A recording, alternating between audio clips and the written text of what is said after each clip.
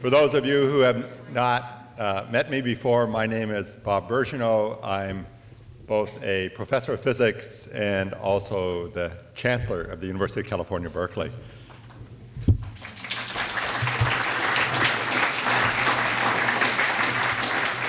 It's just great to see a full house here for this event tonight, and since I know both of these gentlemen extremely well, it's dangerous to guarantee you a intellectually stimulating and entertaining time in advance, but I'm going to anyway. Of course, we're at Cal extremely proud of our New York City alumni. Includes a remarkable number of illustrious people who've contributed broadly in the fields of business, finance, and the arts. And I actually don't know whether or not the Jets or the Giants have any of our football players, but at least in the other areas, we've really, you all have really excelled. I'm going to try and be very brief. It's because I know you'll want to hear what our speakers have to say. Let me just say since the last time I was in New York, and at an event like this, many really important things have happened, but two just within the last 12 months have been particularly significant for the campus. One is that we decided somewhat more than a year ago, and it's relevant to tonight's talk, that we would really try to marshal our forces in the fields of global climate change and energy self-sufficiency to see whether or not Berkeley could really have an impact on one of the most important problems that faces society. And we did this in part through partnerships, first with Lawrence Berkeley Lab to try and bring together the strength of a Department of Energy lab which sits up in the hill and the campus, and then also partnering with institutions, since a lot of our interest is in biofuels as an alternative for transportation fuels, to partner with agricultural colleges, universities, in the first and most prominent case with the University of Illinois at Urbana-Champaign. If any of you have ever been to that campus, if we wanted to start doing exploratory things in biofuels, in Berkeley we have altogether 2 acres on Oxford Street to grow exotic plants, and surrounding the University of Illinois and Urbana-Champaign they have literally thousands of acres, and so this seemed like a good investment. And then also we've been partnering with Davis and with other institutions. This has led to a number of successes. The most widely publicized is the partnership that we've formed with BP, Global Energy Corporation based in London, in which we're going to establish a new research laboratory called the Energy Biosciences Institute, which will be established on the campus, actually up in the hills, on campus land, but adjacent to the laboratory. And that will be funded by BP at a level of $50 million a year for the next 10 years. So that's a $1.5 billion grant, which is the largest in history for any university, public or private, for such a venture. So we're very excited about this. The federal government has also stepped up, and we also have anticipate, actually it's largely now confirmed, an additional funding stream. This is on the basic science side of $35 million a year on top of the $50 million from BP. So we've gone from essentially zero funding in this area to a funding stream for the next decade of $85 million a year, and we are not displeased.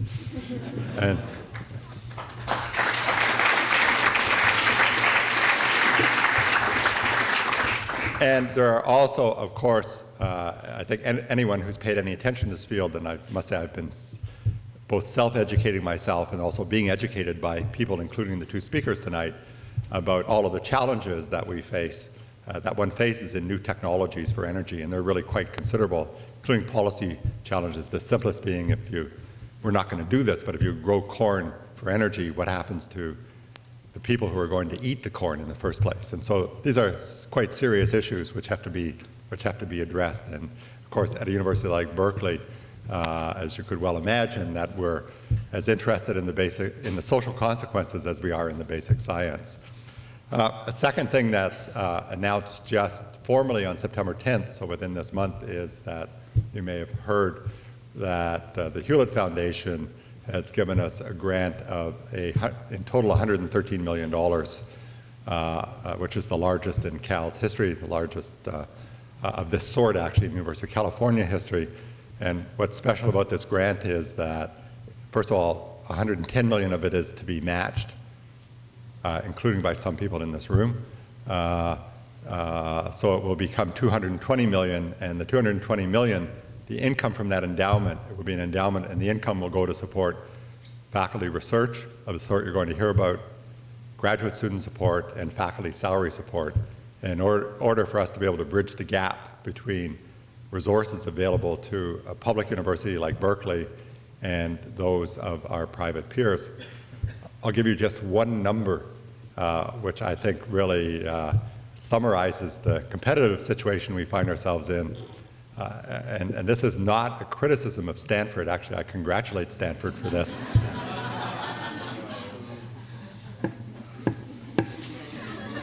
This is different than around big game.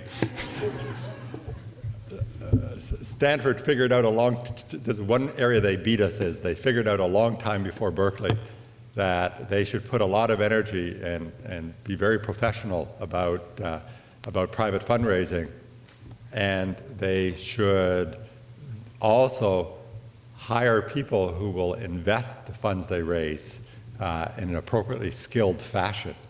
And in fact, Scott Biddy, who's here, Scott, where are you? He's in the lobby, our Vice Chancellor for Advancement, and I actually went and spent a long time with Gerhard Casper, former president of Stanford, just getting his advice on strategy for Berkeley, which he offered quite freely, since he's not president anymore. Anyway, the number I like to quote, which puts the challenge that public universities face in context is, so Stanford's our local competitor. If you just look at the income from their endowment at Stanford, that doesn't count any other source of income, student fees, anything else, just the income from their endowment, that turns out to be 200, with a 5% payout, that turns out to be $200 million a year, and the state gives us to run Berkeley. So that's just an astounding differential, and it really defines the competitive situation that we find ourselves in. Nevertheless, we're not doing badly, and we keep winning big game. So I have some notes here about the students. Let me just tell you, our freshman class this year, for our about 4,000 freshman positions, we had 44,000 applicants, an extraordinarily talented group of people. So admissions to Cal now is I'm sure every one of you would have got in anyway, but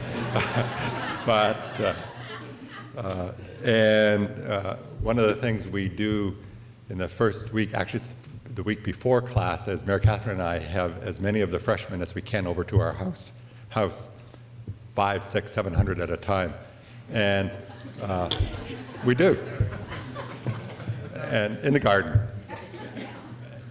And it's actually the most exciting event of the year, set of events of the year. And these kids are very interactive. They're overwhelmingly just, they could not be more pleased to be at Cal. They're smart, they're interactive, they're aggressive, and they look like a map of the world when you look out and you see the current student body at Cal. It's just absolutely inspiring. And you know, sometimes during the year, I hate to admit, even as chancellor, you sometimes say, you know, why am I doing this, right? When you wake up in the morning and you have a whole series of meetings that you don't want to face.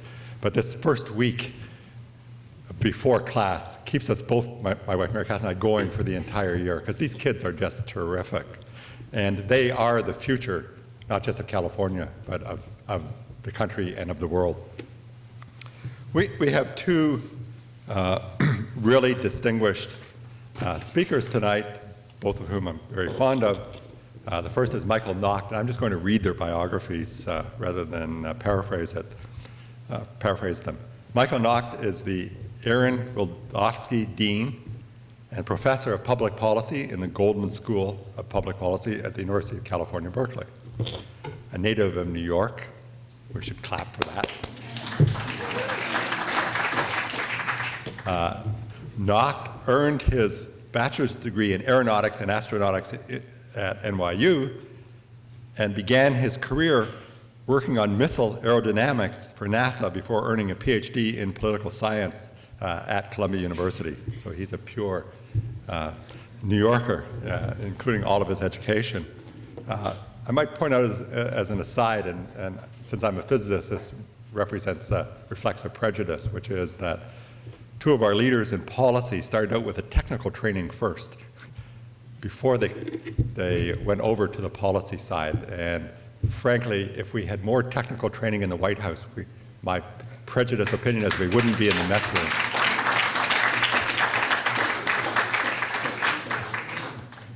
I think we are failing in this country that the kids finishing high school don't have physics, chemistry, and math. Then they go to business and law, and they make decisions without having any sense of technology and science. Clearly, from what I just said, as a physicist, you don't have to convince me of that. From 1994 to 1997, Knox served as Assistant Director for Strategic and Eurasian Affairs of the U.S. Arms Control and Disarmament Agency. He directed the agency's work on nuclear arms reduction and missile defense negotiations with Russia, and designed the first high-level nuclear arms dialogue with China. He participated in 5 summit meetings with President Clinton, 4 with Russian President Yeltsin, and 1 with Chinese President Jiang Zemin.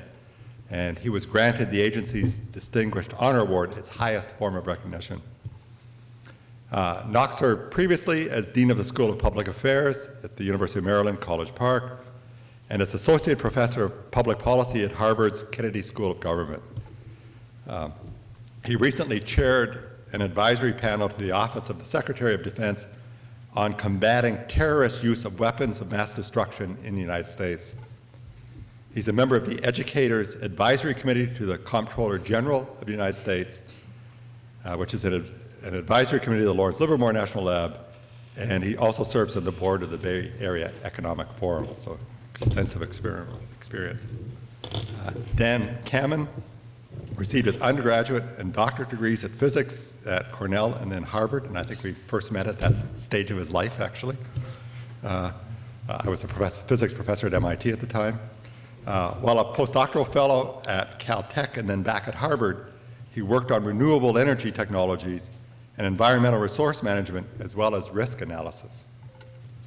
Prior to coming to Berkeley, he was an assistant professor of public and international affairs in the Woodrow Wilson School of Public and International Affairs at Princeton University, where he helped to develop and then chair the interdisciplinary science, technology, and environmental policy program. At Berkeley, he's the founding director of the Renewable and Appropriate Energy Laboratory. I really like that. His work is highly interdisciplinary, as you will discover, and includes technical, economic, social policy, and environmental analysis and activism of energy production and use. His focus is on renewable energy, energy policy, and development.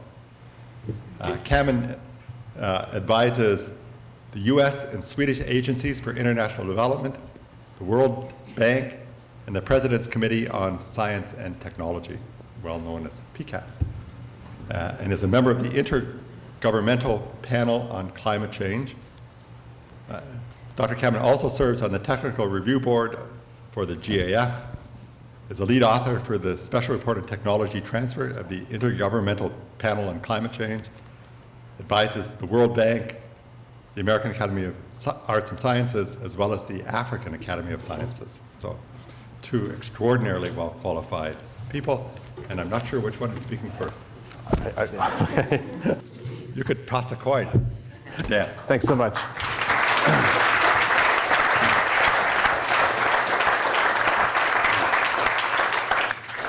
Well, thank you very much for the chance to be here, and Chancellor for the introduction. I think that was much more kind than we're going to be in the talks. I think we have lots of depressing comments after that uplifting beginning. So I'm going to jump right in, and I'm not going to discuss the science of climate change because outside of a few very creaky rooms in the White House, that story is told. And I'm going to leave that where it should be, and that is there are lots of surprises surprises left to learn in the greenhouse. There's lots of things that will operate in ways we don't expect. But the basic story is well understood, and there is no counter story. There is no other hypothesis that someone is dying to get out there and they're just not getting the word out. The science is very clear. The issue that we face now, though, is dealing with it is a much bigger issue than we knew a few years ago, and every time we delay on getting things done, and we've been delaying since the early 1990s, we make the job that much harder. And so I'll highlight a few of the numbers later on, but I want to illustrate what is, I think, the biggest complication, and that's the trade-off between doing the right kind of science, developing the right kinds of technologies. And we have Shankar Sastry here, the new dean of the College of Engineering, who's actually focusing engineering school activities on many things I'll talk about, on how to design the systems to do what we think we really need to get done. I'm going to come back to that at the end. But the real issue is how to use the science to address what's going on, to address the environmental threats, the political and security threats. And so let me highlight one feature to start, and that is that there's a sort of a new conventional wisdom that high oil prices as we have them today are opening the door for innovation and new technologies and things that will actually give us a chance to deal with global warming. And that's true to an extent. But the problem is that the high prices we see now make our job more difficult than easier. And so if I go to the next slide, I want to just start with a bit of a story on that. We all sort of have a feeling that the US is a major consumer of energy. If you just kind of look at the global map, you can get a rough feel. We use about a quarter of the energy, just kind of taking an eyeball glance at all the lights. Some areas, of course, are incredibly energy scarce. And so it's not just that we use a quarter, but that we use it and it's incredibly inequitably distributed. And that's going to be a big theme for as we address this down the line. And my prediction is that if we were serious about addressing global warming, it's not as hard a problem as you think. But the other problem, poverty, and the inequities between some of the developed and developing regions is actually a much harder one. But we're not going to get the chance to solve that one unless we deal with global warming first for a number of reasons. So let me show you one more slide to start things off. And that is the climate story. And those of you who have climbed Kilimanjaro, we're in the Explorers Club, so it seemed worthwhile. This is my last flight over Kilimanjaro. And you'll notice all of the striations on the mountain. Look at your older pictures, those of you who flew by or did safaris. These striations are new. These striations are not various sediment channels. These are melt lines. And parts of the trail I used to climb, it's actually a climb right over here on this far side here, is closed because there's too much water flowing down the mountain. Now, some of you may go on cruises, and I have to admit I'm not a great fan, although I've never actually been on one. But when my grandmother began to go on cruises, the thing she got from Alaska said, go on this cruise and you have a pretty good chance of seeing the glaciers calving, falling into the water. Well, she just sent me her newest brochure, and I saved it because it said, we guarantee you will see glaciers falling into the water. So the rate of environmental change is daunting, and I think the most important single line is that the scientists who know the most about global warming are the most worried. And if there's only one thing to remember on the science, that's probably it, that changes are happening at a rate that we can't even monitor them quickly enough to keep track. High oil prices, security threats. Let me go to the next picture. I can just pop the next slide. Coal. This is a coal depot in China. And between the United States, India, and China, we are installing a massive number of coal-fired power plants. It is the most greenhouse gas intensive of all the fossil fuels. It's twice as bad as natural gas, and it's essentially infinitely worse than solar and wind and some of the clean ones. And the issue is that the rate of growth of US and Chinese coal plant installation in particular means that we are installing roughly one of these every 4 days worldwide. And as all of you know, when you build these kinds of plants, they don't go away very quickly. They last for decades. They are essentially a spewer into the atmosphere of exactly what we must not only turn down, but turn off. And so it's an absolutely critical problem. And dealing with the degree to which we are addicted to this stuff is going to be a true challenge. Next slide is another form of mining. And this is not a coal mine. This is a tar sands mine in Alberta. And the worry is this. We're right now seeing high oil prices, and we're seeing oil prices now at a record level, as high in adjusted terms as we saw in the OPEC crisis in the 70s. And so while high prices make renewables, solar, wind, biofuels, tidal, geothermal look better, the problem is that it makes this stuff all the more attractive. It costs about $30 a barrel of energy to get this stuff to market in the United States. Next slide are daunting. These are the great pyramids of sulfur being constructed in northern Alberta right now. And again, they're using natural gas, an energy source, to get rid of this stuff. And this is not a lake. This is a settling pond for the waste in this area called the Athabasca River region of Alberta. Now, why am I focusing on this? The reason is there's more oil in the ground in this form in Alberta than there's oil in Saudi Arabia. So the degree to which we worry about peak oil and the insecurities and the political issues that will come about as our oil supplies become more threatened because of political issues, because of competition with China. The real issue is that we have lots of stuff out there. So the next slide shows a close-up of one of these stacks. These are large stacks of sulfur. Canada is at least 10 years ahead of schedule in extracting this stuff. They thought they'd be at their current level, 1 million barrels a day, in about 2012 or 14, and they're there already. With more oil in the ground here in Alberta than in all of Saudi Arabia, and by the way, another reserve of the same stuff, tar sands, in Venezuela, as large as in Canada, we've now discovered 2 Saudi Arabia's worth in the last 4 minutes. So the issue is that high prices bring us more fossil fuels even more rapidly than high prices open the door for renewables, because it takes more than just good research on solar panels and wind turbines and biofuels to get renewables to market. And this is really the challenge. This race is being won currently by the expansion of fossil fuels. So go to the next slide.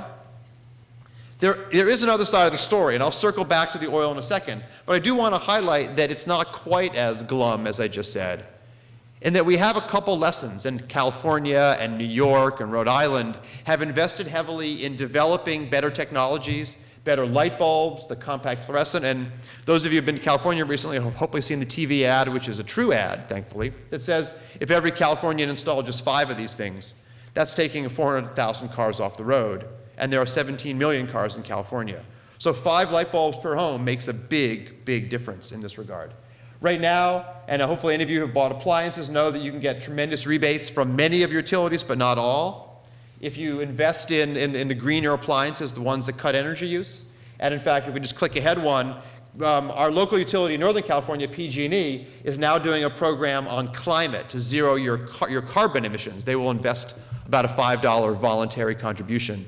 And if that ramps up enough, they'll actually make this a mandatory one.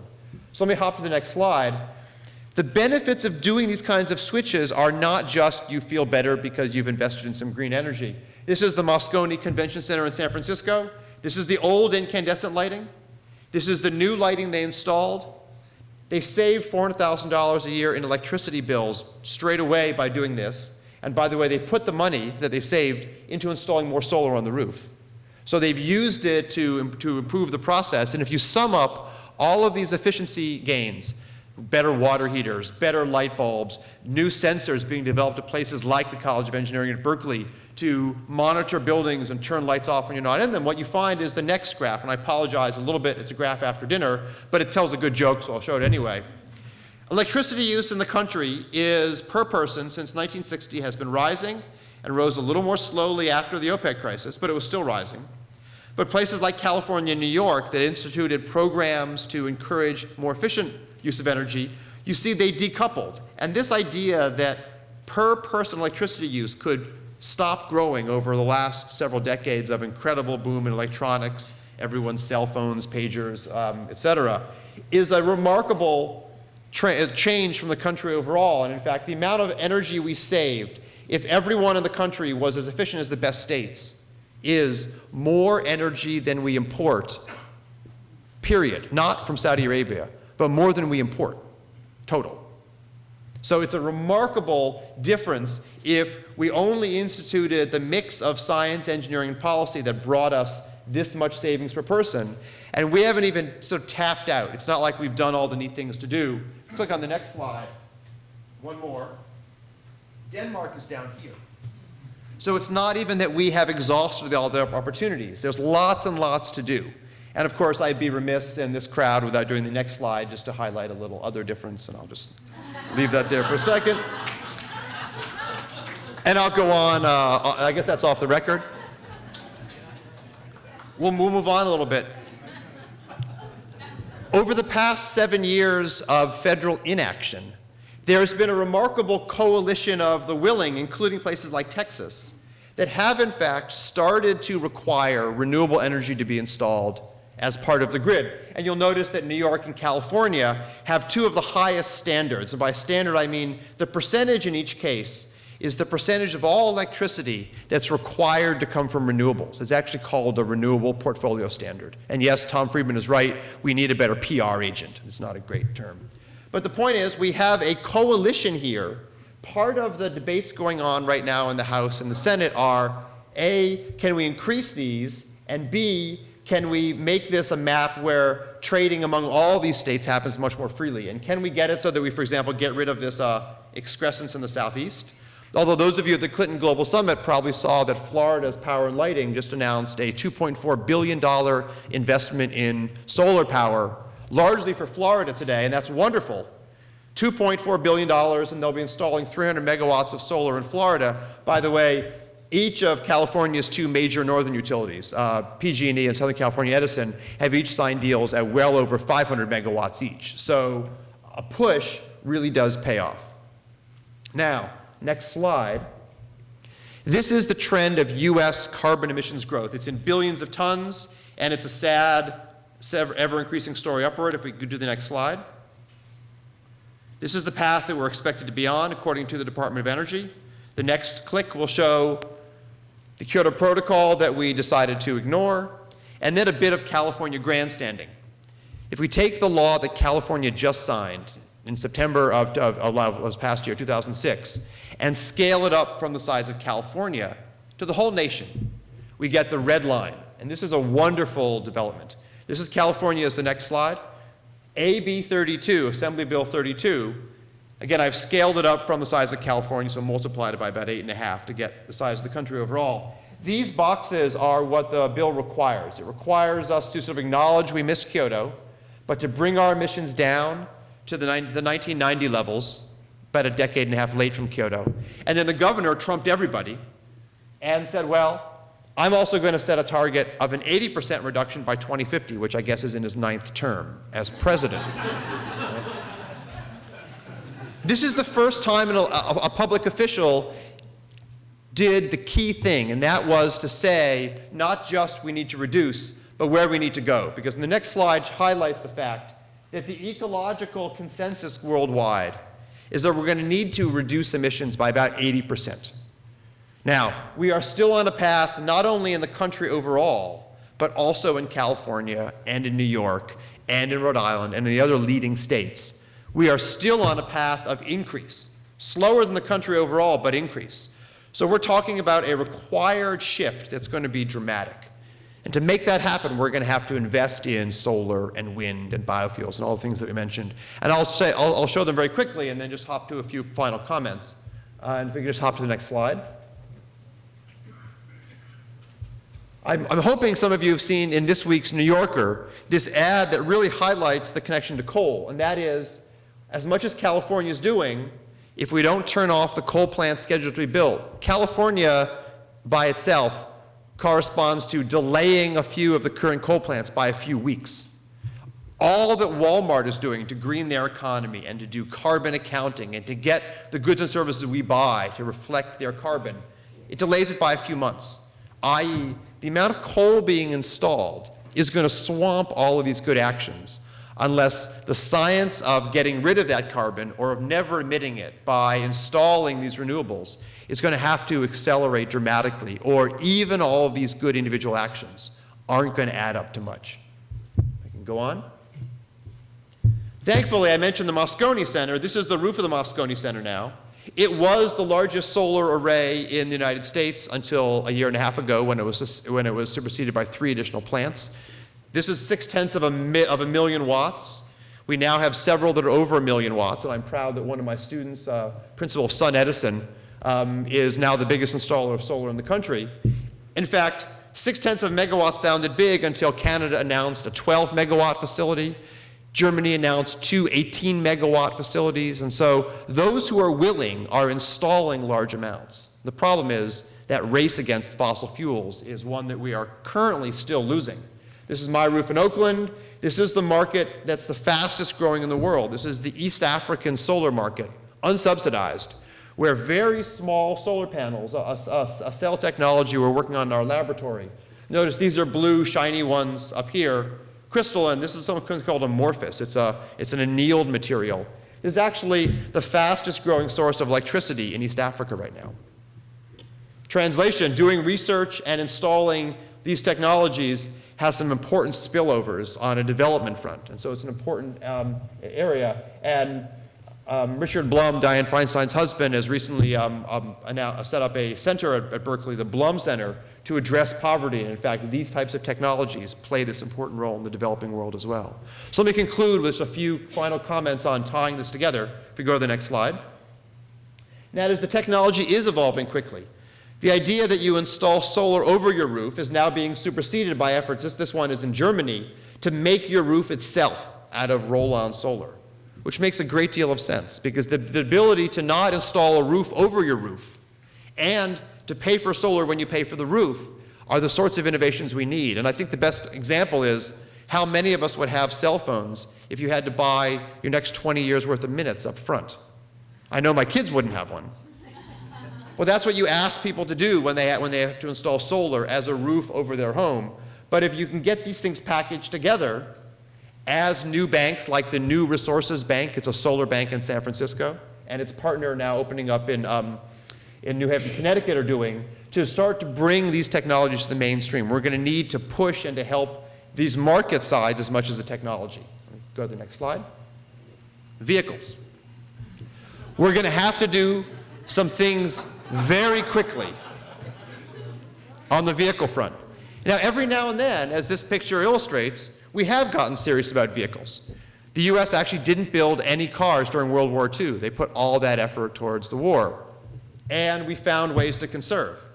The grant from BP that we got, the $500 million to help develop biofuels, is one critical example. If we can find ways to make the biofuels so they don't make the lives of the poor worse, or so they don't make our environmental damage larger. And so whether we are an economy run on clean, so-called cellulosic, meaning woody materials like this table, if we're a world run on cellulosic fuels in the future, or if we're run on other things, we'll find out. But we're going to need partnerships like the BP one to explore these areas. And so let me just hop, and I'm going to skip a slide. I'm going to skip that, just to highlight the BP story that the Chancellor told us. And I'll end with one other alternative, and that is the next slide. And that is, there's other technologies emerging that are going to need the same combination of basic lab work and analysis of how they work in the field, and market mechanisms. So this is a plug-in hybrid. It's a simple conversion job on a Toyota Prius, and all it has in the back is a bank of batteries. And the infrastructure required to allow you to charge that up is this. So you literally need to spend, your $1.99 for a plug. You plug this vehicle in right here. And I was told by Senator Inhofe yesterday at a Senate hearing that this would never work because Americans couldn't plug in cars. And so, thankfully, I wish we could, but this is one of the few times when I felt like I had the right comeback at the right time. And I said, well, I guess that means Americans aren't as good as Canadians. Because many Canadians plug in their cars and do just fine. And so the fact that Americans couldn't manage to plug this thing in really struck me as a poor statement. And he was silent for about 1/10 of a second. What I'm trying to highlight here is that while in California and in New York and places where the electricity grid is clean, this vehicle that travels the equivalent, instead of $3 a gallon, it travels that same distance for about 75 cents because our electricity is cheaper than liquid fuels and much cleaner, is a great thing in the states that are leaders. But you take this same vehicle to a coal-intensive state where you're essentially fueling the car up with coal, not with electricity, not with liquid fuels. This vehicle in West Virginia is more polluting than using gasoline. So it really depends on your ability to think about the entire system. And that's a big challenge. The interdisciplinary kind of thinking is something we must do. We've got to pull these projects together, and that's really where these efforts are going to need to go. So I'm going to leave us there with the one final thought on this, that the type of projects that the Hewlett Endowment Challenge Grant provides to Berkeley is an ability to figure out what are the important emerging areas and to facilitate faculty research and students and to work in partnerships with things like the BP effort to bring these to market that we're going to have to do in a way we've never ramped up this quickly before because of how much that fossil fuel economy is entrenched. And so it's a real challenge, but this is the first time that I actually think we have the tools to do it. We're just going to have to do it. So thanks very much for coming tonight.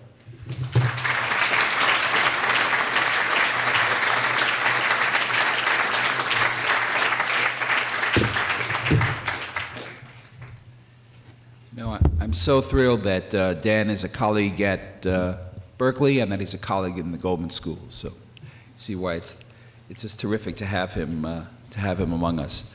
My message is basically he's right, absolutely right, but we have to hurry even more than he thinks, which is in that sense a little alarming. And I have no slides, just a few thoughts. Let me begin with some comments about the U.S. energy consumption situation, the reliance on imported oil, talk about some of the vulnerability areas, talk a little bit about China, too. And then I want to say something about nuclear energy, which Dan didn't get into much, which is also emerging as a possible partial palliative in some places to the fossil fuel issue. First about, what are we actually doing these days? Well, I have some data from 2005 and things keep changing, but the best data that I have from 2005 is that of all U.S. energy consumption, 40% was from petroleum sources, 23% each was from coal and from natural gas. That gets you to 86%, so it's most of the story. 8% was nuclear, that gets you to 94%. And everything else, geothermal, wind, solar, was the remaining 5-6%. That was as of the end of 2005. Of our petroleum products that we use for our energy, and basically except for the Priuses, all of our transportation system is run by petroleum. 60% is imported, 60%. Under Carter, after the OPEC crisis, we had a 5-year period where we reduced the amount reliant on imported oil from roughly 77 to 82. We've been going back up from 82 to 2007. So 25 years. Every year, the percentage of petroleum products we're using for our energy that's coming from abroad is increasing. So now it's 60%. You say, well, what to worry? Why should we worry? Well, the top 5 sources for our petroleum are 2 that are friendly and close and not a problem. Canada is number 1, and Mexico is number 2. The next 3 are Saudi Arabia, Venezuela, and Nigeria. And you already begin to see some issues here. Others that follow that are important are Iraq. Iraq is a source of our petroleum. The United Arab Emirates, Kuwait, and at one time, before we really ran into very bad relations with them, Iran. If you look just at the Persian Gulf and Middle East area, Iraq, Iran, Saudi Arabia, Kuwait, and the Persian Gulf and the United Arab Emirates are about 65% of the world's known oil reserves, those 5 countries. And this is not a peaceful area. In Saudi Arabia, for example, considered still one of our major allies in the Middle East, with a repressive but stable Sunni theocracy in charge, Most of the oil fields are in the Shia area of Saudi Arabia. Most of the oil workers who drill this stuff, not oversee it, but who drill it, are Shia. And Shia have close ties to the Iranians, not to their Sunni Saudi brethren.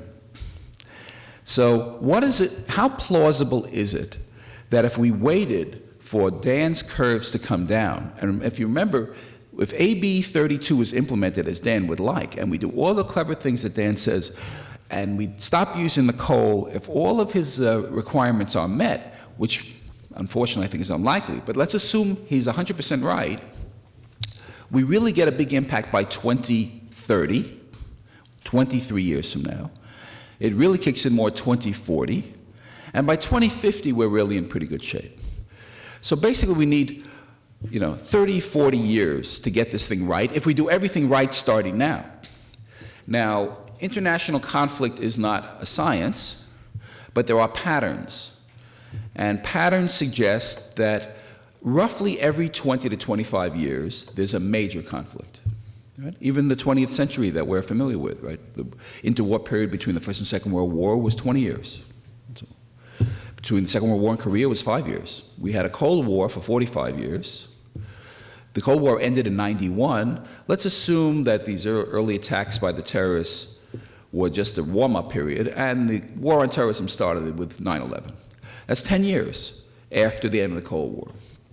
So to the extent that these numbers are meaningful and guides for the future, the likelihood, given everything that's going on in the world, the cleavages within and between Sunni and Shia, the problems between Arabs and non-Arabs, the problems in many other parts of the world, and I'll talk a minute about China and Russia, the likelihood that we will have no major conflict that will threaten these external oil supplies for 30 or 40 years it's not a good bet. It's just not a good bet. And that means that the likelihood of a major petroleum interruption from abroad that could greatly damage the American economy before Dan has revved up is pretty high. So we've got to get our act together, and there's no sign yet that we're getting our act together, really. Now, what else is going on? Well, a couple of things. The Chinese and the Americans are in an interesting stage, and there are many ways to look at this relationship. I actually prefer to use the term not adversary, we're not adversaries, we're not allies, but we are rivals. We compete, but we also collaborate, right? They fund our debt. They make our T-shirts for Target. But they also give us a hard time in the UN Security Council when we want to impose sanctions on Iran. Why? Because they have their own strategies, their own interests, and many of them are quite antithetical to American interests. So what are the Chinese doing? Well, first of all, the US and China are currently 1-2 today as the largest energy producers in the world. If you take all energy sources, including coal, which China has vast amounts, China is second only to the United States in terms of all energy produced. If you look at that's producers of energy. If you look at consumers of energy in the world, US and China are 1-2. So we are really kind of neck and neck here as their economy is going through this enormous transformation. Now, students of international relations say that the greatest likelihood of conflict is between a steady state power and a rising power. When the steady state power meets the rising power, there's big trouble. So again, you can't prove it. There's no F equals ma equation that will determine it with certainty. But you've got a lot of ingredients in the US-China relationship that suggest there's trouble ahead. And I won't comment about all the Chinese political issues domestically and instability and the problem with the Uyghurs in the western part of China, and there are many, many other issues. So what are the Chinese doing if their Dan Kamen stood up to give their presentation? Well, first of all, their Dan Kamen, first of all, there couldn't be a Dan Kamen in China. But they're basically saying, like our financial friends here, diversify your portfolio. They are saying that. Diversify. Diversify your portfolio. So how do they diversify? Well, they're going more into their high sulfur coal, which of course couldn't be more damaging for the environment, as Dan says. And, if the Chinese want to do that sulfur, it may burn down our atmosphere, but it's not a security threat to us. So it captures Dan's attention. It doesn't immediately capture my attention. It's not a security threat. But what else are the Chinese doing? Chinese have established a profoundly aggressive relationship with most of the major oil producers in the developing world. And one of the things which is largely unnoticed, they have the most comprehensive, thought-out, systematic Africa policy of any major country in the world. They have now, I won't go into the details, but I can provide them if you like.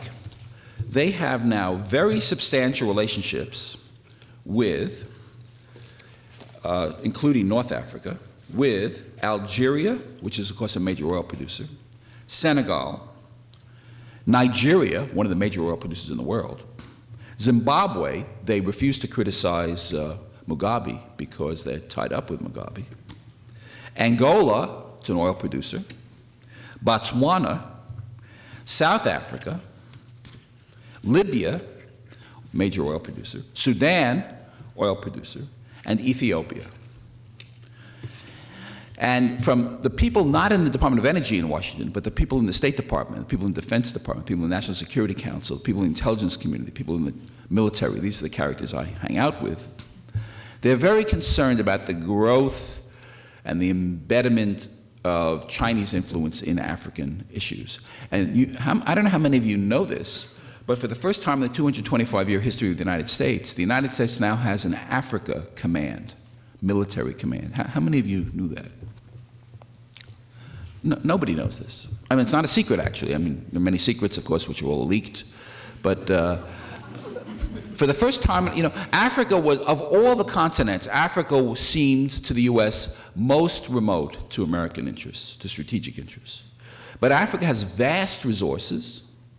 Africa has natural resources. Africa has an untapped human resource potential of gargantuan proportions. And Africa is now a major recruitment area for Al-Qaeda. Al-Qaeda promotional activities are taking place in North Africa, East Africa, and West Africa. An increasing number of African states are accepting more fundamentalist forms of Islam as their religious belief. So what you see, Africa, which has basically not been on the radar screen for foreign policy in the entire history of the United States, is going to mesh with these energy considerations and merge as a major issue for us. This is the new agenda. Completely, we wouldn't have talked about this in a class on conflict ever. Now this is the future, and the Chinese see that. So the point is that AB 32 and everything we need to do to stop the planet from burning itself up has to be, the efforts to stop it have to be accelerated, because before we burn ourselves up, we're going to shoot ourselves out. We're going to shoot ourselves out over the resources. And conflict over resources is a classical cause of war. There are many causes of war, but resource conflict is a standard one. So this is a fairly alarming picture. And the people, again, on the national security side of the government are actually more concerned, in a way, that we're not addressing the global warming issue for security reasons than many, at least in the political side of the Bush administration, are for energy reasons. Quick word about nuclear, because some say, well, I got the answer, it's nuclear power. But nuclear power has these problems that we're familiar with, right? There's the not in my backyard problem, right? I don't want the radiation. I don't want the core meltdown. I don't want my kids to be breathing and playing in a playground where, they're going to get clobbered years later and get lung cancer from this radioactivity. So there isn't that much in terms of American public support yet for nuclear energy, although the nuclear engineering community, the nuclear energy community, the nuclear engineering department at Berkeley, which I have a connection with, see this as a great opportunity. In fact, The Economist just had a major front page piece on the comeback of nuclear energy. a number of countries are going into nuclear energy in a big way. Now, if France increases its electric power consumption through nuclear energy, fine. If Japan does it, fine. If Iran does it, which they say they're doing it for purely, we also will have limits in oil, they say, so we want nuclear energy. If Argentina and Brazil do it, if Egypt and Saudi Arabia do it, you've got these two fundamental issues of the conflict prospects as a result of proliferation of nuclear energy. One is the reprocessing of spent fuel, and the other is the enrichment facilities that can make low enriched uranium highly enriched weapons-grade uranium. The Iranians are doing both. The Indians are doing both because the Indians already have a nuclear weapons program. So without going further down the nuclear path, I can just say is if you are relaxed, because don't worry about it, Michael, nuclear will be the issue, and that's how we'll jumpstart the curve. When we do it and others do it, it greatly increases the likelihood of nuclear weapons proliferation as a side benefit, and that's not good for American security interests either.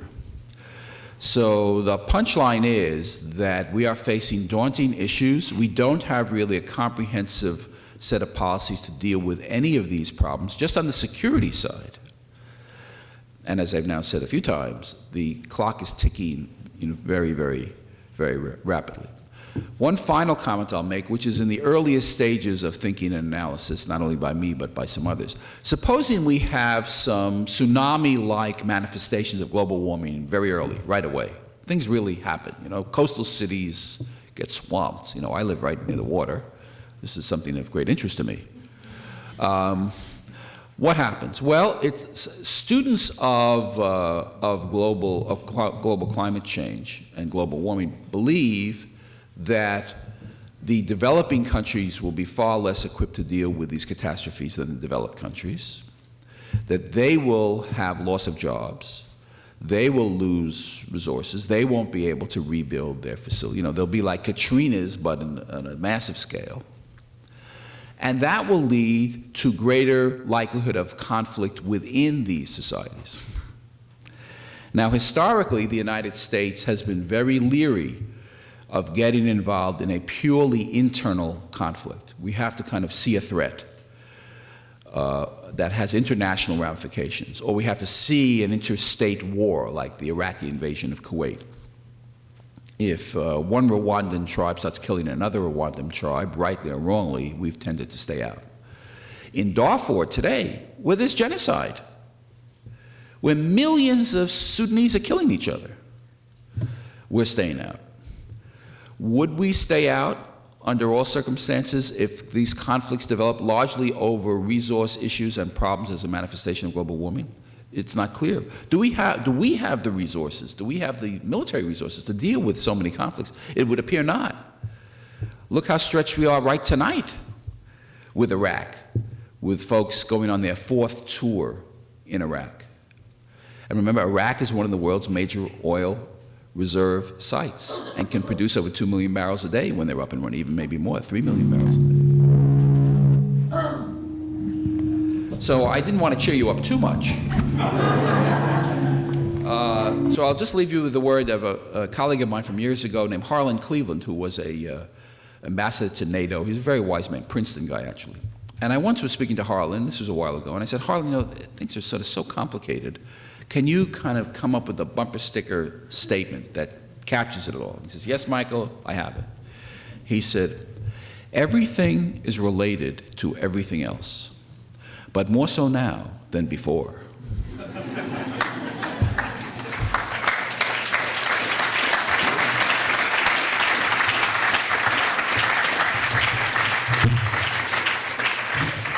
I guess we're going to, Dan and I will take your thoughts. I've noticed in Berkeley, I've been there 10 years, there are very few comments and even questions after a set of remarks, just criticisms.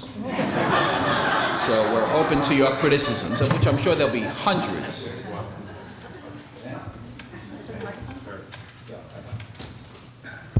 A number of the Republican candidates, and it is that there seems to be a political position preferred by the Republicans to deny the seriousness of the problem.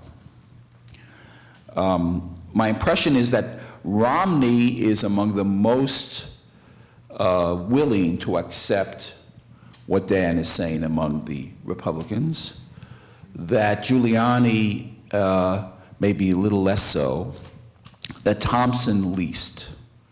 McCain is now making a comeback. I don't know where he stands. Clearly among Hillary, Obama, and Edwards, they all have folks working hard on these issues. But you know, the proof of the pudding in Washington is getting things done once you're elected, and it's a hell of a job once you're elected. Then the fun really starts.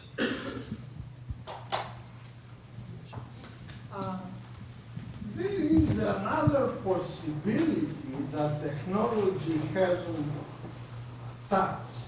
In the 60s, the chemistry department of Berkeley had a professor that got the Nobel Prize for photosynthesis, what nature does. What happens with nanoscience today if we do photosynthesis commercially and we build the plants on the Route 105 from LA to San Francisco, while the exhausts come out, the plants give oxygen. We still have the possibility to do it commercially. We haven't done it yet. So that's absolutely right. We have a whole number of these things that are possibilities. In fact, Berkeley is one of the lead universities looking at nano solar. Nano is very exciting because if you think about a solar panel, you have a piece of glass, then you have computer-grade silicon, then you have a metal backplate, then you have metal framing. It's an incredible amount of material for what essentially one atom can do. And the ability to reduce that amount of material is a huge savings to the planet in terms of our footprint. It's also a massive increase in efficiency. Plus, part of the nano, as well as the new area of work on organics, organic solar cells, organic variety things, the natural process, the biological process can be replicated, can do a lot of the work for you. So there's a lot of work here, and I think that this is one of the areas that's exciting, not just us at Berkeley, but Stony Brook has a center, there's many places working on it. The issue, though, to me, is that this technology does not exist today. It's the same thing as carbon capture and storage on a commercial scale. It's interesting, it's a possibility, it could be a big player, but if you want to bank on a technology that currently does not exist, I think you're making a huge mistake because, while Michael correctly showed that these renewable technologies are currently a very small amount of the overall mix, when I was in graduate school, I was told that if we put more than a few % of the power on the grid from wind, the grid will blow up, will turn vaguely communist, will do all kinds of horrible things. And I was told in grad school at the same time that solar will never be a big player because it's inherently too expensive. Both of those statements are patently false. And there are countries that are currently, like Germany, doing exactly the opposite. And so I actually think the bigger issue isn't that there are some home runs out there that we might hit. It's that in a country that invests less in energy research than does our pet food industry in its own research, it's not surprising we haven't discovered a lot of these options yet. So I'm very hopeful for all these things, but I think that the immediate challenge is to build out those that we know work and discover the new ones as we go. And that's I think, is the prescription to get us into a place where we have the options. And if a home run comes along, great. But I'm content to hit doubles and triples and some singles until we get there. And we're not even doing that yet. We're still really whiffing at the plate. Thank you. I'd just like to add a quick follow-up on that, which is that I think the most hopeful aspect of this is that a crisis or an imminent crisis will generate more support and more resources, not only for what's known, but will sometimes unleash the creative spirit that you're referring to, sir. And we have, humans have an amazing ability to create and come through when the chips are really down. And so I think but it's a tough bet to make. You can't rely on that as a set of policies. So I actually think 5 years ago, I was pretty despondent about cars. Because you're right, power plants are centralized, and you can find ways to sort of green them by putting up wind turbines instead. And even though we're not doing it in great numbers yet, it seems workable. Germany, for example, which has half of the world's wind turbines installed, has a wind resource poorer than that of North Dakota. In North Dakota, we have 100 megawatts of wind power. Germany has 18,000 megawatts, same resource base roughly. So stationary power looks easier. Vehicles looked awful because Americans like to drive bigger and faster, and we just haven't done anything on it until recently. The last couple of years have finally shown the same kind of inroads on transportation as we saw before on vehicles. Hybrids were a start. Hybrids give you roughly a doubling, and who in this room is happy with their hybrid's performance relative to its advertised number? Okay. Who's not happy with their hybrid relative to the number on paper? That's okay. Okay. Yeah. Who of you basically wish you'd just be quiet and go have a drink, right? So hybrids, right? Okay. You're New Yorkers. That's right. How could I forget? So, except for some of them live in Connecticut, but we'll leave that. Hybrids get you a factor of 2. And there's no reason why in the long term we can't really think that hybrid is the norm. A hybrid with corn in the gas tank gets you about a factor of 2.002. Not much of a gain. But hybrids with cellulosic ethanol in the gas tank get you a factor of 4. So you've gone from 20 miles a gallon regular to 40 with your hybrid, and then to 80 if it's got cellulosic stuff in the tank. And then in parts of the country and the world with a lot of renewables, if you're charging up your plug-in hybrid at night, in California we have lots of wind at night that we don't use, and we probably will never build because there's no market for nighttime power unless we charge up our vehicles. Or in New York you use hydro since you buy it all from Quebec. And those are low carbon. Now you're talking about a vehicle that's getting 150, 200 miles to the gallon. Well, that doesn't solve the vehicle deal, but if you can go from 20 to over 200, it means that the amount of oil we need is the amount that we extract from Wyoming.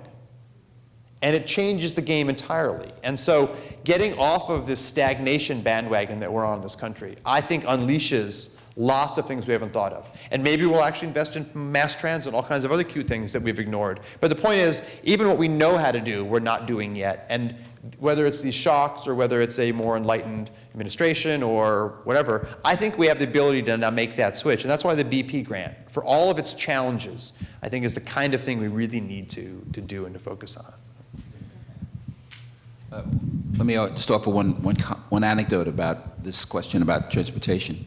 Our school, truth be told, gets a very small, unrestricted gift occasionally from the Chevron company.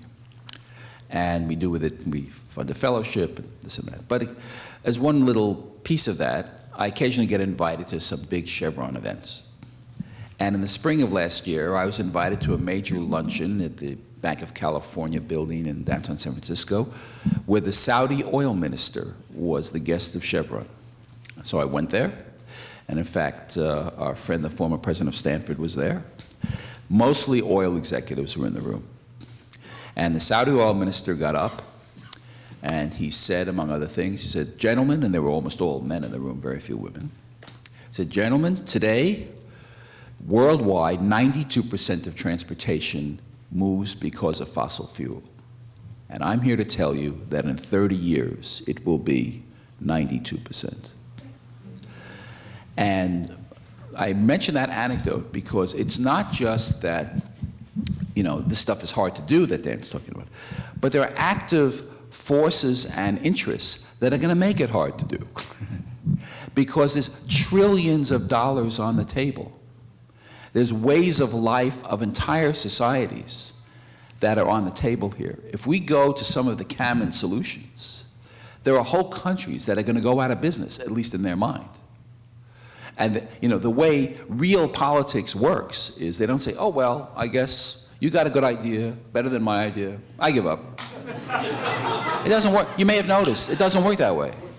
So even if we could solve a lot of these things, it won't be easy to do it. And that's why, to some degree, I mean, I'm not damning the oil companies, and some are hedging their bets, and BP and others are betting on some of these things, but it's a complicated world where there are the senators in Oklahoma, from Oklahoma are in the Congress to make sure that the oil interests of this country are protected. You know, this is a real political tug of war here. This is not, you know, as Mao said, a revolution is not a tea party. So there's a lot of additional hurdles to climb before we really get onto the correct side of that AB 32 curve. Just go in the back. Sure. Just wonder whether studies have been done as to the side effects of wind energy. For example, like hydro energy was trumped as environmentally friendly 30, 40 years ago, until a study was shown like the damming process, the very process of damming of rivers has serious environmental impacts. I just wonder whether, as to the alternative energies that we're talking about, whether there has been significant research as to their potential side effects. So the answer is sort of more broadly, I mean, what's the downsides of wind? But really more generally across these technologies. And the answer is that we extract a huge amount of resources from the planet. There's a very good study, even though it came from Stanford, that concludes that human activity impacts about 40% of all natural systems on the planet, all of biological, called net primary productivity. We don't use 40%, but we impact 40%, and we use about 10% of everything the planet provides. That's a lot of resources. And to my mind, that means that none of these are silver bullets. There's a downside to wind, whether it's bird issues or if we covered the planet in wind farms, there's a question of how much we might change the climate locally. If we covered the planet with solar panels, all of these things have downsides. To my mind, though, the issue is that if we don't solve the carbon problem, we're actually just rearranging deck chairs in the Titanic. Because we are dealing with important second-tier problems. But the big one right now, and the one we know is lurking, is the carbon one. And relative to that, the potential downside, and the issue is that wind turbines extract energy from the wind. You wouldn't want to turn the wind off. If you put all your wind turbines up in the stratosphere, top of Mount Washington, it's no issue. But they're down here at the surface, and so they do extract energy, and that will change some things. But it's a second or even a third order effect. And to give you a feeling for it, the maximum effect predicted if we got all of the world's energy from wind is a smaller effect than the known heating of all cities because of people in the power plants, the so-called heat island that we see. So these are real issues, and I guarantee if we solve the climate problem, we'll be kicking ourselves in 30 years because some other problem we didn't recognize and solve. It's guaranteed. But relative to the carbon problem, I actually think that what we know today science-wise is that these things are second order. Not trivial, but second order. So let's go all the way in the back. Dan, I have an example for you of what's going on in my community. I live in Nassau County. How do we pay the highest in the country kilowatt per hour? Why is worse, but Well, we're close. yeah. Yep. Just recently, the chairman of the LIPA came out and said, we're killing the proposal for wind turbines. Are you aware of that? I know. Sadly, I know about this one. Now, the reason is because it's going to burden the ratepayers, the construction, et cetera, to build this stuff. There wasn't a piece in an editorial on any of the three papers that I looked at. Do you have a comment? Is he telling the truth? What's going on? So the answer is he's telling the truth, but only if you use a very outdated form of economics, in my opinion. What's the U.S. state that got the wind movement going here? It's Texas. Texas started this. When I showed you that map with the states colored in red, I actually did it because the first state to get one of those renewable standards was Texas. So I was doing my little red-blue charts, and I expected I would do it, but I put them all red on that one. Texas installed wind because wind was much cheaper than natural gas, and it diversified away from natural gas. And even if you just love one technology, it's not a smart move to have everything on that one because technical issues, price fluctuations, you really need to diversify in this mix. And so the Long Island case is one that to build the plants, you need to invest some money today. But the known rate of increase in our electric bills because of the expected increase in the price of natural gas and oil and the other things we use is going to swamp that effect. And the most interesting example of this is Germany.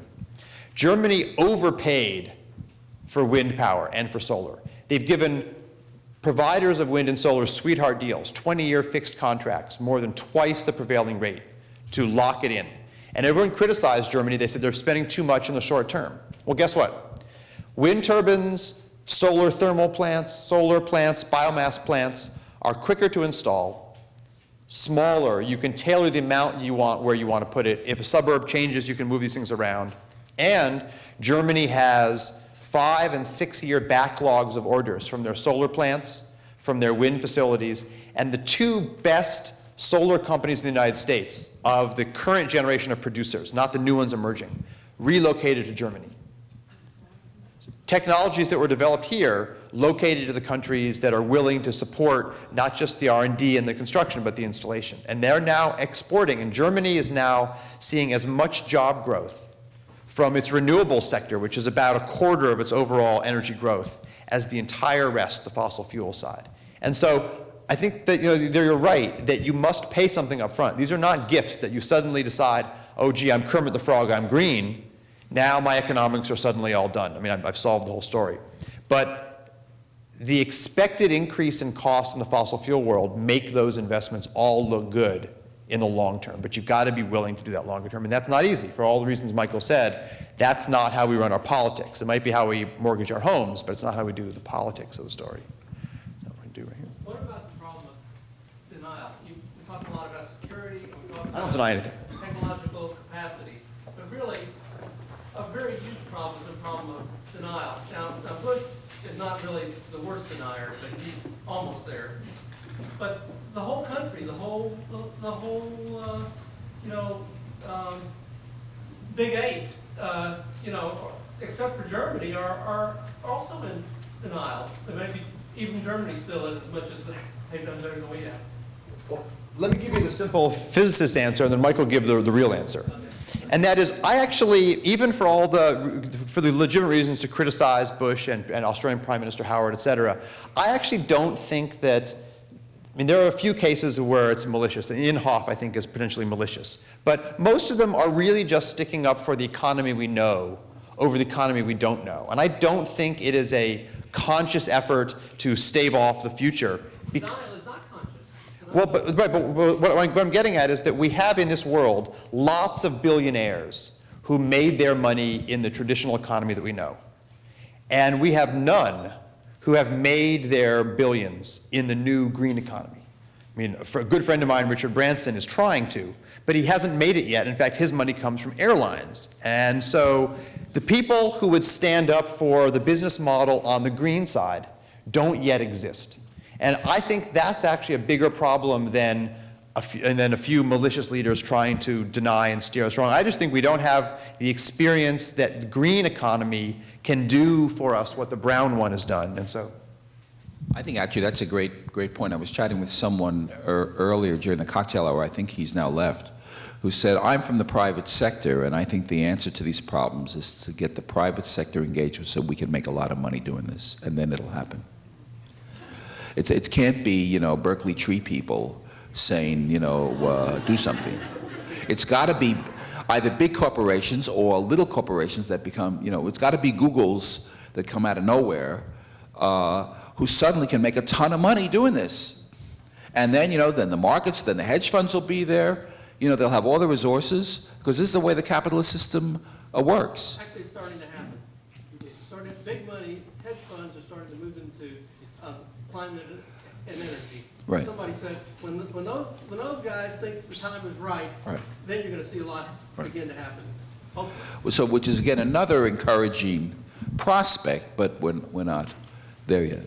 it is the biggest growth sector in the venture capital sector. Right now, energy is the biggest growth area. So.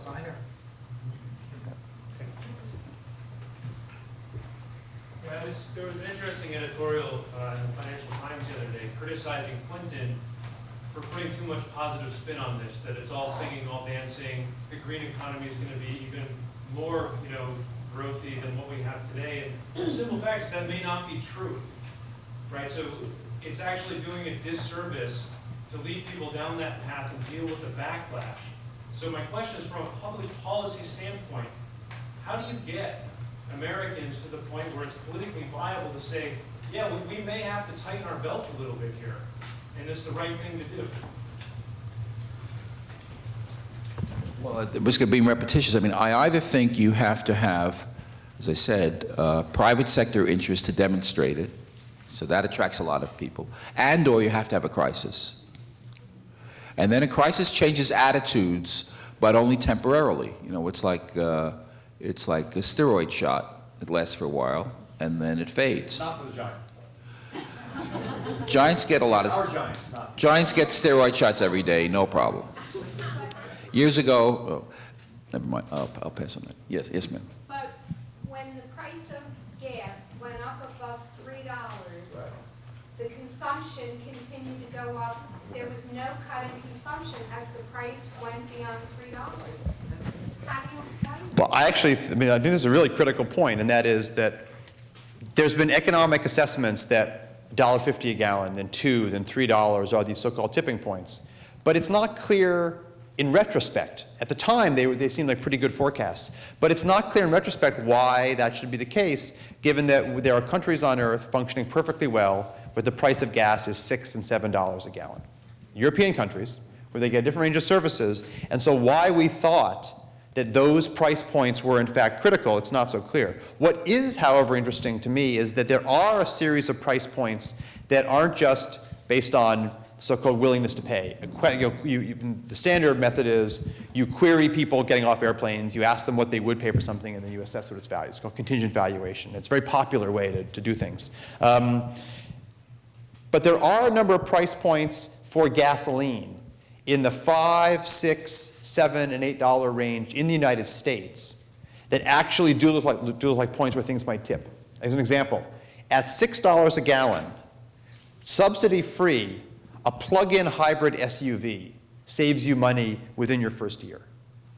Now, the batteries are not very good yet, but just like for the first generation of Priuses, remember the little Honda Insight, the small one, that was predicted wouldn't sell at all? Well, that one led to Honda's second generation, and then the Prius, et cetera. And so there are points that we now believe we're not at yet. I mean, a factor of 2 is still pretty far. But it's a big difference when gas was $1 a barrel. So I think there's reasons to think we might get something here. And the other feature is that almost every member of the House and Senate has their name on a climate or energy bill today. And that's historic. That wasn't the case through all the 90s, through the first part of this decade. But the fact is that we get calls all the time now that aren't, from a congressman's office or senator, I need to know this number. I need to know exactly how many vehicles are doing this. The new calls we get are, I don't have my name on an energy bill, I need to write one. What should it be? And so the dialogue right now is much more about what can I do to get myself on this map? And that's a completely different dialogue in Capitol Hill, even though no one is quite willing to say the tax word yet. I mean, there's some real political stumbling blocks. But I think that the conversation about what science and technology and new markets can bring has evolved much more than most people realize over the last couple of years. I also would like to respond to the question, why did people sort of tolerate $3 a gallon gas plus and seemingly not change their behavior? And I think there were two important additional considerations which may not now be operative. One is inflation remained low in other areas. And people, tightened their belt. They had to pay more for gas, especially if they commute a lot. But it wasn't that also grapefruits were going through the roof and milk was going through the roof and all that. The second is housing prices kept going up. Housing values kept going up. So home equity loans continued to be tapped. And people, if necessary, went deeper into debt to cover these transportation costs. Okay, now we're in a period, given what the Fed just did, there's alarm about more inflation in the economy.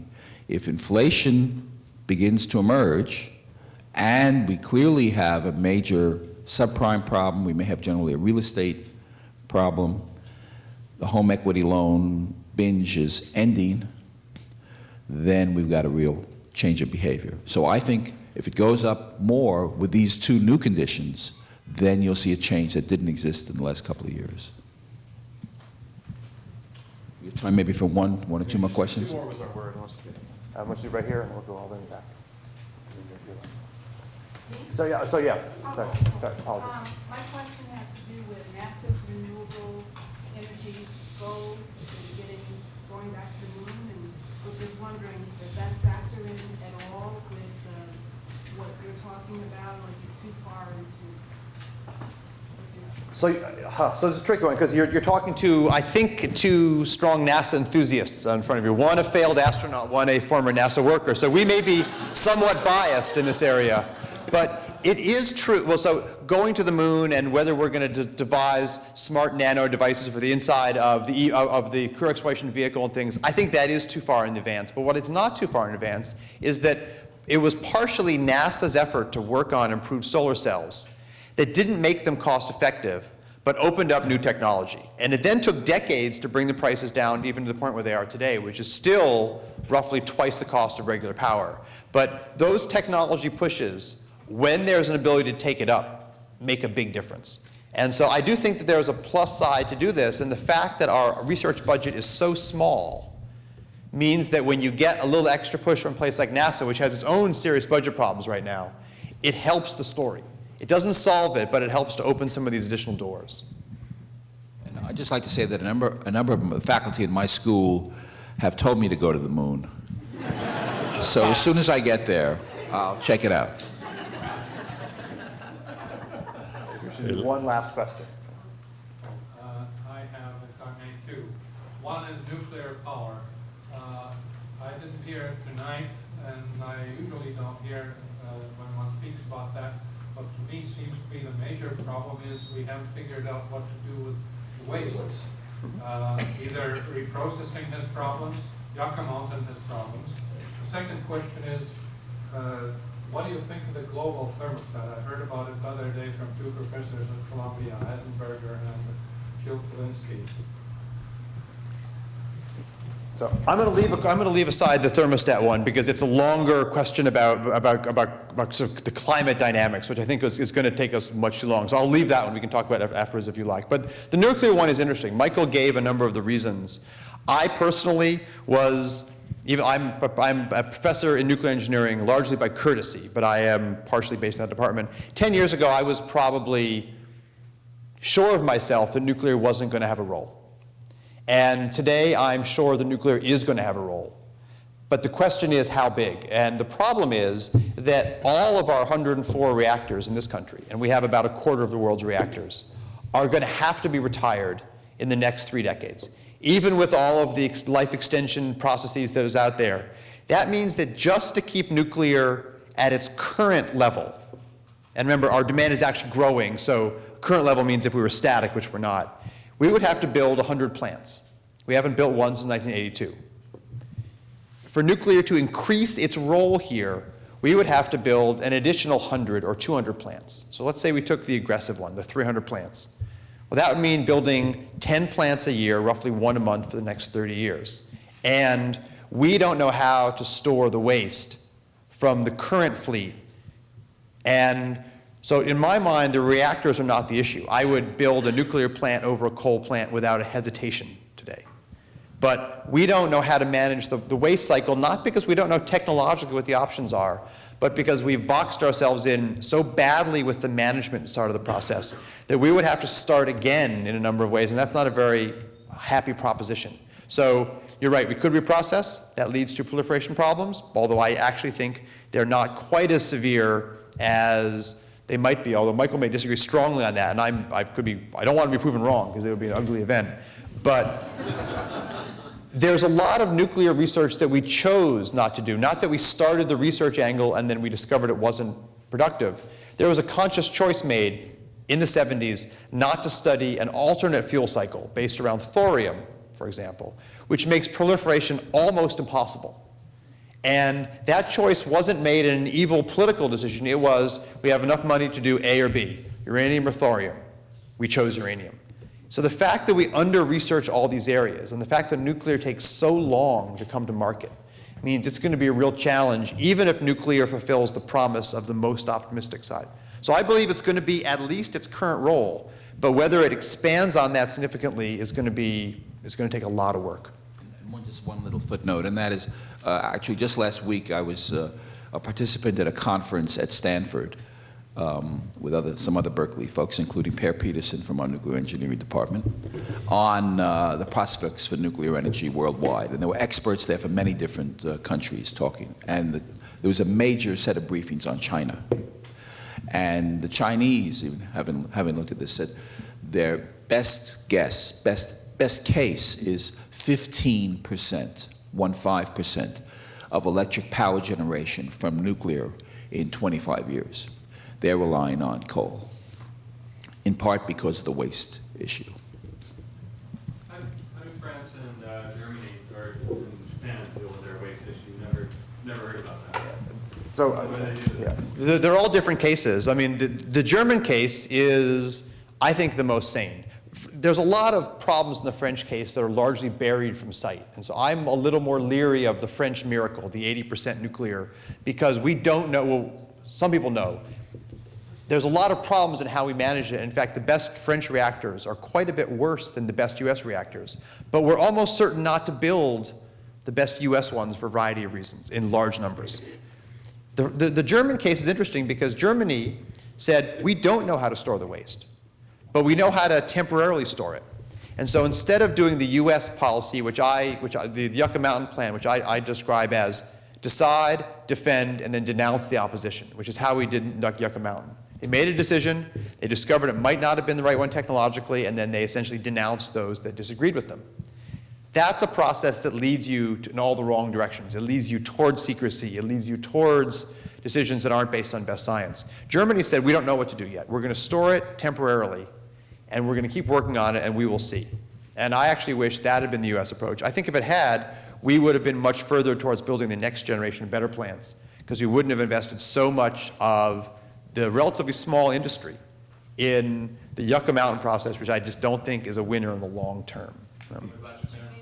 Well, Japan reprocesses and ships waste to, they share some with France. It's a complicated mix. And by the way, the price of uranium globally went down when the one Japanese reactor went offline due to the earthquake. So it really tells you that there's volatility there too. It's not that there's a silver bullet. We go this way, and if we can fix the waste problems, uranium is easy. There's a lot of issues. This is partially why the China case, country that would like to go this way. And by the way, China, I do want to say one last comment. I apologize for going on too long. The argument that China is the impediment because China is this big coal user and they won't get off it because they have to build so much infrastructure, I think is the wrong approach in a number of ways. For the reasons you've heard before, we are not suffering collectively, the people in this room, from climate change. Poor Americans will suffer before we will. But Chinese suffer demonstrably today. Chinese grain crop yields are 1/3 less than they would be, 20 to 25% less really, than they would be if they weren't raining down so much sulfur acid rain on their own fields. A cold day in China, the number of deaths recorded in hospital goes up because of pollution. So if these technologies were being developed and installed here, whether it's clean coal, if you believe that's not an oxymoron, or whether it's wind and solar or nuclear, China would adopt it much more quickly because their economy is suffering in ways that they see today, whereas we don't yet see those. And I apologize for the long final comment. Okay. I'd like to thank both of our speakers for an extraordinary.